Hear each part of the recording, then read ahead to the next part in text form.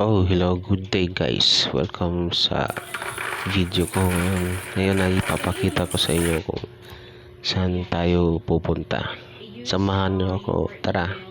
Dahil loaded ngayon at nagkikraving si Madam Videographer. Ayan o, ayan. Nagkikraving siya ng shells.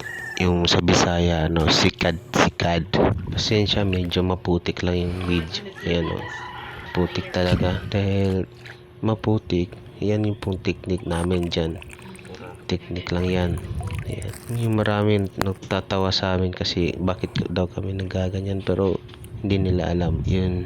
Tapos mainit pa konti yung tubig dagat, kasi pag ganyan yung tubig tsaka mainit, konti lang yung lumalabas na shells, yung sikad tinatawag dito sa amin. Ayun, dahil maiksi lang yung video. Ayun, inabutan na kayo ng hapon. Ayun, madilim na. Ayun, maputik pa yung dadaanan namin. Ayun, pauwi na kami. Patuloy nyo lang papanoorin yung video para ihatid namin kayo sa bahay. Ayun o, sobrang maputik talaga.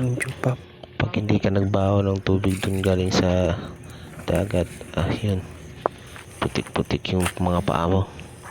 Tsaka yan o, kita nyo yung dinadaanan namin. Ayun, ano yan, bundok yan, bundok. Medyo bundok yan. Yan, yun, papunta pa uwi na kami dyan. Yan, ihatid namin kayo sa amin. Yun o, yan yung si Madam. Happy na siya eh. May shell na siya na nakakain.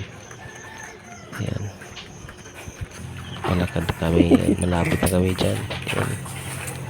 Yan, kita nyo yan, may auto. Ayan, hindi yan sa amin yan. Yun, dyan kayo, kumakatok na kami dyan. Yan, so dito na lang tayo guys. Salamat sa panonood. Ayun, kuha namin yan. Medyo marami kami din, masasabawan din, depende na rin din sa luto nito. Kumpiyansaan, puro sigay. Yan, sarap yan, nam yan. Nakakarami ka rin ng kain ng kanin to.